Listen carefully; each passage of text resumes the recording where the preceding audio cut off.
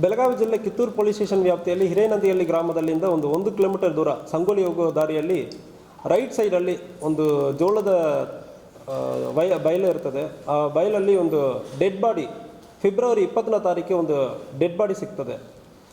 ಆ dead body ಸುಮಾರು 4 ರಿಂದ 5 ದಿವಸ ಆಗಿರೋ ಥರ ಕಾಣ್ತಾ ಇತ್ತು. ಅದರಲ್ಲಿ ಡೌಟ್ ಬಂದ ನಂತರ ನಮ್ಮ ಕಿತ್ತೂರು ಸಬ್ ಇನ್ಸ್ಪೆಕ್ಟರ್ ಪ್ರವೀಣ್ ಅವರು ಫಸ್ಟ್ ಹೋಗ್ತಾರೆ.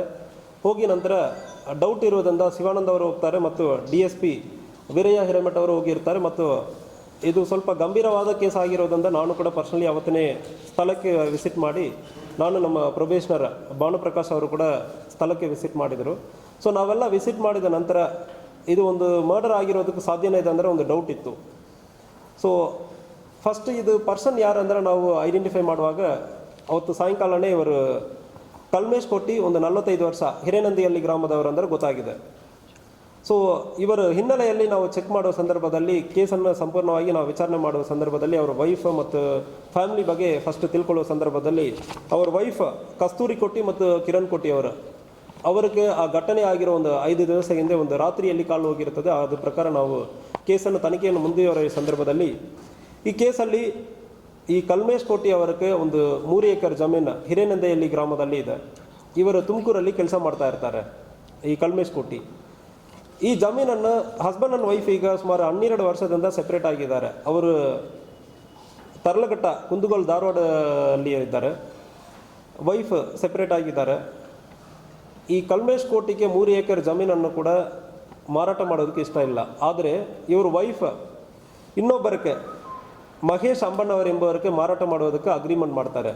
ಅವ್ರ ಕಡೆಯಿಂದ ಒಂದು 9 ಲಕ್ಷ, ನನ್ನ ಹಸ್ಬೆಂಡ್ ಕಡೆಯಿಂದ ನನಗೆ ಜಮೀನು ಮುಂದಿನ ದಿವಸಗಳಲ್ಲಿ ಬರ್ತದೆ, ಬರೋ ಸಂದರ್ಭದಲ್ಲಿ ಆ ಜಮೀನನ್ನು ನಿಮಗೆ ಬರೆದು ಕೊಡ್ತೀನಿ ಅಂದರೆ ಒಂದು 9 ಲಕ್ಷವನ್ನು ಕಲ್ಮೇಶ್ ಕೋಟಿ ಅವರ ವೈಫ್ ಕಸ್ತೂರಿ ಕೋಟಿ ಅವರು ತಗೊಳ್ತಾರೆ. ತಗೊಂಡು ಸುಮಾರು ದಿವಸ ಆದ ನಂತರ ಕೂಡ ಇವರು ಜಮೀನು ಸಿಗ್ತಾ ಇಲ್ಲ, ಹಣನೂ ಸಿಗ್ತಾ ಇಲ್ಲ.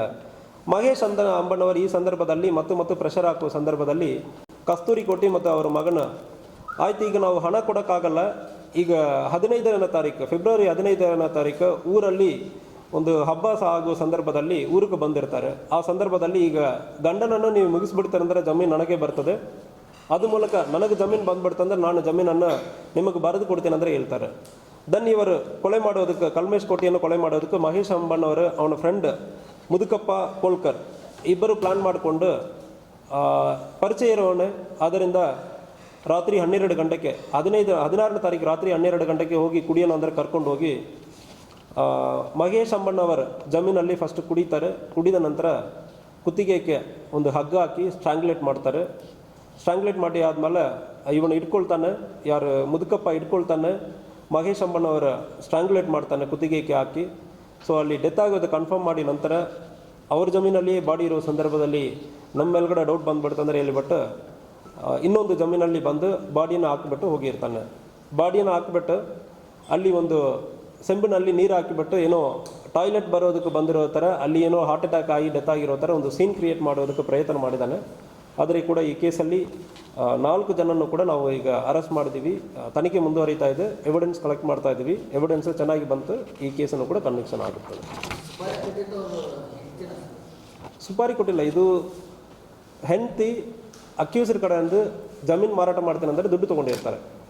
ಸೊ ಆದರೆ ಕೂಡ ಜಮೀನು ಇರೋದು ಗಂಡನ ಹೆಸರಲ್ಲಿ. ಗಂಡನ ಸತ್ತಾದ್ಮೇಲೆ ಹೆಂಡತಿಗೆ ಜಮೀನು ಬರ್ತದೆ. ಸೊ ಈಗ ಗಂಡನ ಸಾಯಿಸುವಾಗಲೇ ನಮಗೆ ಜಮೀನು ಬರ್ತದೆ ಅಂದರೆ ಇವನು ಸಾಯಿಸಿರ್ತಾನೆ. ಸೊ 4 ಜನನು 4 ಜನ ಮಹೇಶ್ ಅಂಬಣ್ಣವರ್, ಮುದುಕಪ್ಪ ಕೋಳ್ಕರ್, ಕಸ್ತೂರಿ ಕೊಟ್ಟಿ ಮತ್ತು ಕಿರಣ್ ಕೊಟ್ಟಿ. ಮಗನು ಕೂಡ ಇದರಲ್ಲಿ ಇನ್ವಾಲ್ವ್ ಆಗಿರೋದು ಕಂಡು ಬಂತು. ಮಗನು ಗೌಣದಲ್ಲಿ ಇತ್ತು. ಕನ್ಸ್ಪಿರಸಿಯಲ್ಲಿ ಕೊಲೆ ಮಾಡುವುದಲ್ಲಿ ಇಲ್ಲ, ಗೊತ್ತಿರುತ್ತದೆ.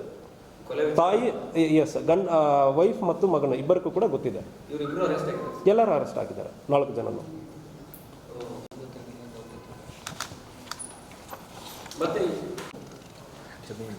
ಜಮೀನು ಮಾಲೀಕರು ಯಾವ ಜಮೀನಲ್ಲಿ ಸಿಕ್ಕಿದೋ ಅವ್ರ ಬಾಡಿ ಯಾವುದು ಅಂದ್ರೆ ಗೊತ್ತಿರಲ್ಲ.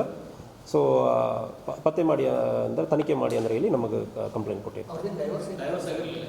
ಡೈವರ್ಸ್ ಆಗಿರಲಿಲ್ಲ ಅಂದ್ರೆ ಇವರು ಮತ್ತೆ ಬಾಡಿ ಐಡೆಂಟಿಫಿಕೇಶನ್ ಬಂದಾಗೂ ಏನು ಹೇಳಿರಲಿಲ್ಲ. ಸೊ ಯಾವುದೂ ಹೇಳಿಲ್ಲ, ಇನಿಷಿಯಲಿ ನಮಗೆ ಯಾವುದೂ ಹೇಳಿಲ್ಲ. ಅಂದರೆ ತಮಗೇನು ಗೊತ್ತೇ ಇಲ್ಲ ಅನ್ನೋ ಥರ ಡ್ರಾಮಾ ಮಾಡಿದ್ರು. ಕರೆಕ್ಟ್. ನೆಕ್ಸ್ಟ್ ಕೇಸ್ ಹೋಗೋಣ. Okay sir. ಯಾವುದೂ ಎವಿಡೆನ್ಸ್ ಇರಲಿಲ್ಲ ಸರ್. ಅದು ಆಮೇಲೆ ಒಂದು ಖಾನೆ ಆಗಿದ್ದ ಅಂತೇಳಿ ನಿಮ್ಗೆ ಸಿಗ್ತಾರೆ ಸರ್ 9 ದಿವಸದಿಂದ ಖಾನೆ ಆಗಿದ್ದಾರೆ 5 ದಿವಸ ಅವನಿಗೆ ತಾಯಿ ಬಿಟ್ಟು ಬೇರೆ ಯಾರೂ ಇಲ್ಲ. ಅವನಿಗಂದ್ರೆ ಮಾತಾಡೋದು ಊರಲ್ಲಿ ತಾಯಿ ಬಿಟ್ಟು ಯಾರಿಲ್ಲ. ತಾಯಿಗೆ ಡಿಮೆನ್ಷಿಯಾ, ನೆನಪು ಬರಲ್ಲ. ಸೊ ಅವನ ಪರವಾಗಿ ಕಂಪ್ಲೇಂಟ್ ಕೊಡೋದಕ್ಕೆ ಯಾರೂ ಇಲ್ಲ. ಹೆಂಡತಿ ಮಗನ ಅವರು ಬೇರೆ ಕಡೆ ಇದ್ದಾರೆ, ನಮಗೆ ಇದಕ್ಕೂ ಗೊತ್ತೇ ಇಲ್ಲ ಅಂದರೆ ಅವರು ಇದ್ದಾರೆ. ಸೊ ಅದರಿಂದ ಕೇಸ್ ಫಸ್ಟ್ ಕೇಸ್ ರಿಜಿಸ್ಟರ್ ಆಗಿಲ್ಲ, ಅವನು ಕಾಣೆಯಾಗಿರೋದು.